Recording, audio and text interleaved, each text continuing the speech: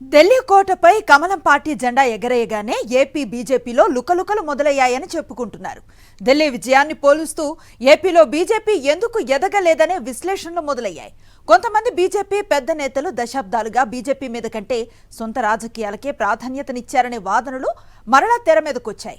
Party కంటే family ప్రయోజనాలే ముఖ్యంగా AP BJP నేతల్లో కొందరు పనిచేశారని కమలం పార్టీలో చర్చించుకుంటున్నారు.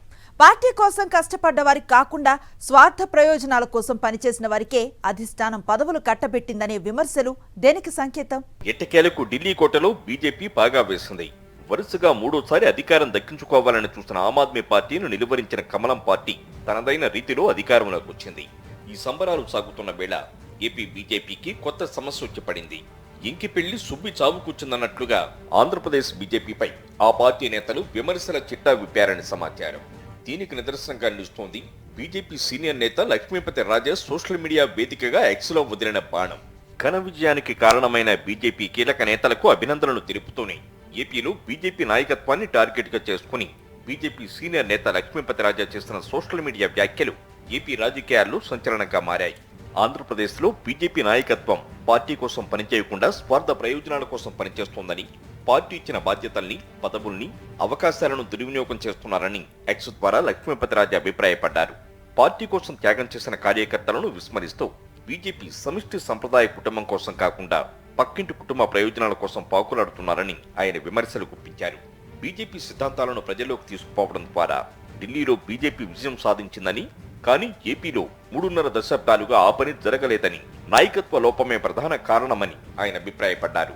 అంతేకాదు ప్రస్తుతం ఏపీ బీజేపీ స్థితిపైన కూడా ఆయన ఘాటుగానే విమర్శలు చేశారు. గతంలో ఏపీ బీజేపీకి నాయకత్వం వహించిన వారినే కాకుండా నేటి బీజేపీ రాష్ట్ర అధ్యక్షురాలు పురంధేశ్వరిని కూడా పరోక్షంగా టార్గెట్ చేస్తూ లక్ష్మీపతి రాజా వ్యాఖ్యలు ఉన్నాయని ఆ పార్టీ నేతలు చర్చించుకుంటున్నారు. నిజం చెప్పాలంటే బీజేపీ రాష్ట్ర అధ్యక్షురాలు పురంధేశ్వరి బీజేపీ అభివృద్ధి కోసం కాకుండా తెలుగుదేశం కోసం పనిచేస్తున్నారని గత కొంతకాలంగా ఏపీ రాజకీయాల్లో బలంగా వినపడుతున్న విమర్శ.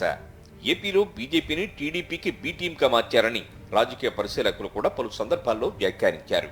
ఏపీలో కూటమి పాలన ప్రారంభమైన తర్వాత కూడా నామినేటెడ్ పోస్టులు, జిల్లా అధ్యక్ష పదవుల ఎంపిక తదితర విషయాల్లో కూడా పురంధేశ్వరి పార్టీ కోసం పనిచేసిన వారి కంటే తనకు నచ్చిన వారికి పదవులు కట్టబెట్టారనే విమర్శలు పెద్ద ఎత్తున వచ్చాయి. అయితే నాడు నేరుగా తమ అభిప్రాయాలను చెప్పడానికి వెనకడుగు వేసిన బీజేపీ నేతలు సైతం నేడు బహిరంగంగానే తమ అభిప్రాయాలను వ్యక్తం చేస్తున్నారు. పరోక్షంగా పురంధేశ్వరి విధానాలను విమర్శిస్తున్నారు. బీజేపీ ఏపీ మాజీ అధ్యక్షుడు సోము వీర్రాజు సైతం బీజేపీ రాష్ట్ర అధ్యక్షురాలు పురంధేశ్వరి వ్యవహార శైలిపై కోపంతో రగిలిపోతున్నట్టు ఆ పార్టీ నేతల ద్వారా అందుతున్న సమాచారం. సీనియర్ నేత అయిన సోము వీర్రాజును పార్టీ కార్యక్రమాలకు దూరంగా పెట్టడంపై ఆయన అనుచరులు ఆగ్రహంతో ఉన్నట్టు చెబుతున్నారు. వారు తమ అభిప్రాయాలను నేరుగా బీజేపీ కేంద్ర పెద్దల దృష్టికి తీసుకువెళ్లి తమ అసంతృప్తిని వ్యక్తం చేసినట్టు సమాచారం. ఈ నేపథ్యంలో సమయం చూసుకుని చర్యలు తీసుకుంటామని బీజేపీ ఢిల్లీ పెద్దలు నిశ్చయించారని ఏపీ బీజేపీ నేతలు చెప్పుకుంటున్నారు. ఏపీలోని కూటమి ప్రభుత్వంలో బీజేపీ భాగంగా ఉంది.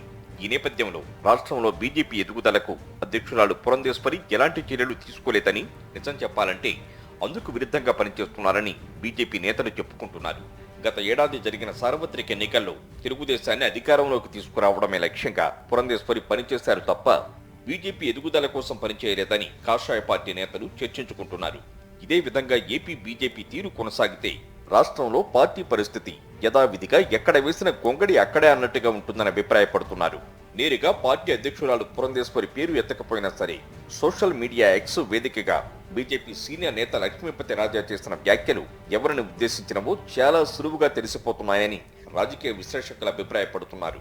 కలకలం సృష్టిస్తున్న ఈ వ్యాఖ్యల నేపథ్యంలో ఏపీ బీజేపీలోని అసంతృప్తులపై, విమర్శలపై ఢిల్లీ పెద్దలు ఎలాంటి నిర్ణయాలు తీసుకుంటారో వేచి చూడాలి.